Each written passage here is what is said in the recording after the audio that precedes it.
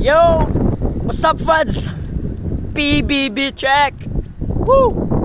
PBB check! Pilipinong buang-buang check! De, joke lang. Pangle Bay Bridge check! Woo! Tingnan nyo naman, Fads. Tingnan nyo naman. Kasi ang lupit ng bridge na to, Fads. Ang lupit na to. Confirm, Fads, confirm. Confirm. Kaya pala nilagyan ng tulay dito, Fads. Kasi ang laki ng ilog dito. Woo! First time ko makakita ng ilog na ganito, ang laki. Sobra, Fads. Ang laki, sobra. Tapos, ano, Fads? Ang sarap ng hangin. Gusto kong i-feel lahat, Fads. Ang hangin, ang init, ang simoy ng isda. Tapos, gusto kong i-feel yung simento, Fads.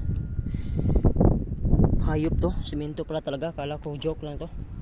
Tapos, yung bakal dito, Fads. Feel ko, Fads.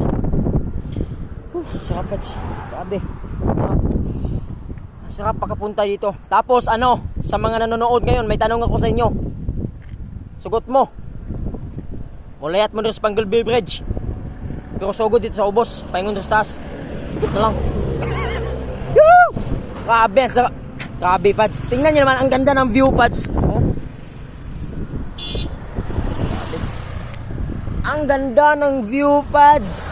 Ang ganda ng view. Kitang-kita ko yung Lodjong Bonifacio Misamis Occidental. Sa kabila, Fads, punta sa kabila.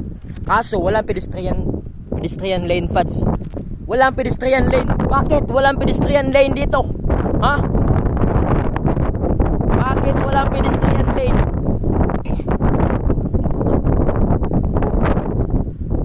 Nakakatakot pa. Parang ano yung feeling ng pagtitingin ka sa baba, parang bitlog mo, yung bitlog mo parang tatago na lang sa sobrang kaba. Tingnan nyo naman, Fads. Yung dagat, Fads. Tingnan nyo yung buhok ko, di ba? Sa sobrang lakas ng hangin.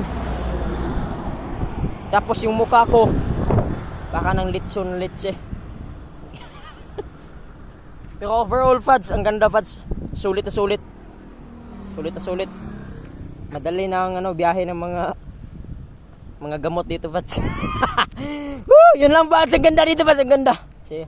Goodbye. Woo!